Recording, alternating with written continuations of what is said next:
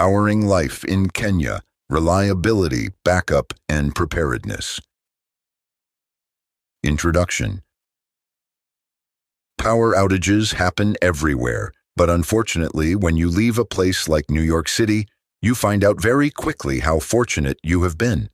Kenya is no exception to this reality. In many neighborhoods, power outages occur whenever there is heavy rainfall. It can take hours or even days to resolve the issue.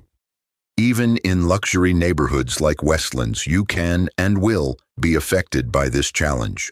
To compensate for the power outages, many buildings provide backup generators, but this may not be a complete solution.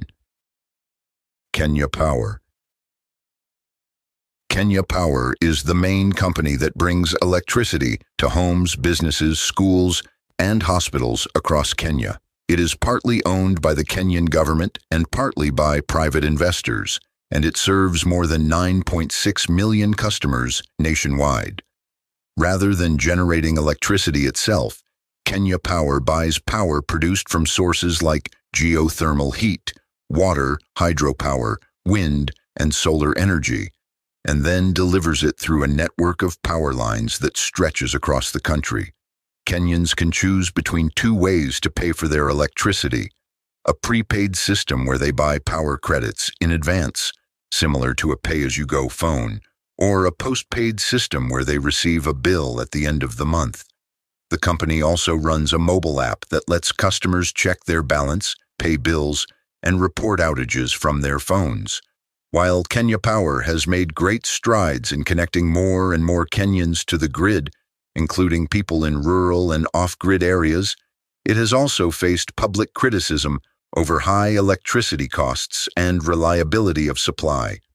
Overall, it plays a central role in Kenya's everyday life and economic development, keeping the lights on for millions of people across the country. Backup generators.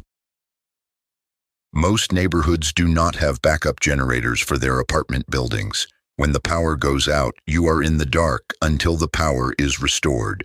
In modern apartments, you will have two types of electricity backup: full or partial. The full backup consists of a massive generator system that can completely power your apartment and common areas. The partial system only powers the security gate, elevators, and parking area. The backup system is only as reliable as the proper maintenance provides.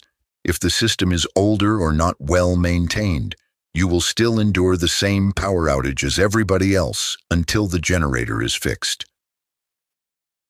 Inverter systems.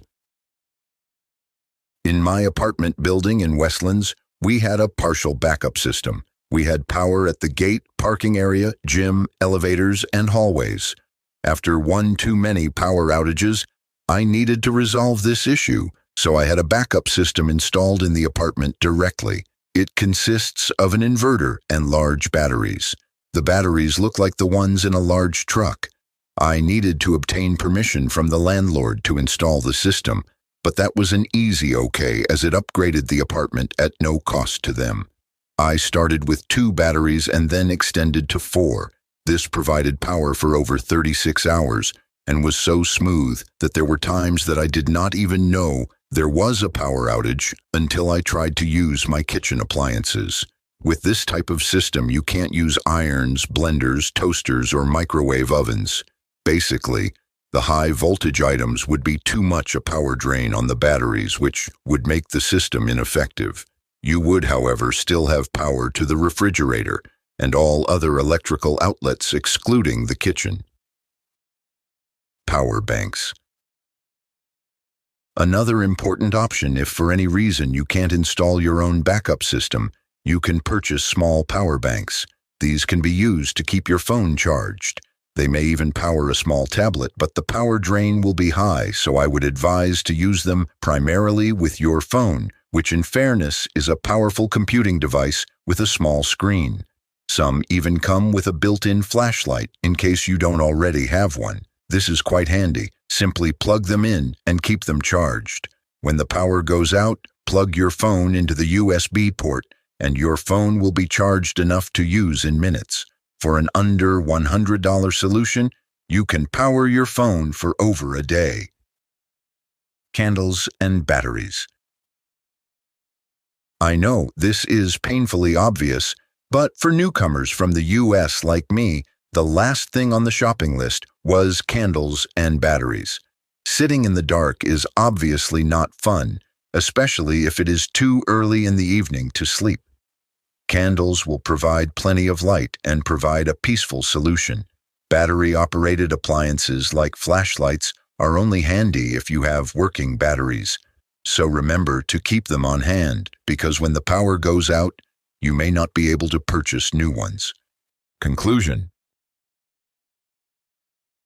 Living in Kenya comes with its unique electrical challenges, but there are practical solutions available for every budget and living situation. Whether you invest in a full inverter system with multiple batteries for seamless, long-lasting backup power, keep a reliable power bank on hand for essential device charging, or simply stock up on candles and batteries for those unexpected outages, being prepared makes all the difference. Kenya Power continues to work toward greater grid reliability and broader access across the country. But until outages become a thing of the past, residents, especially those new to the country, are best served by taking matters into their own hands. A little foresight and preparation can transform a potentially frustrating experience into a minor inconvenience, allowing you to carry on with daily life comfortably regardless of what the weather or the grid has in store.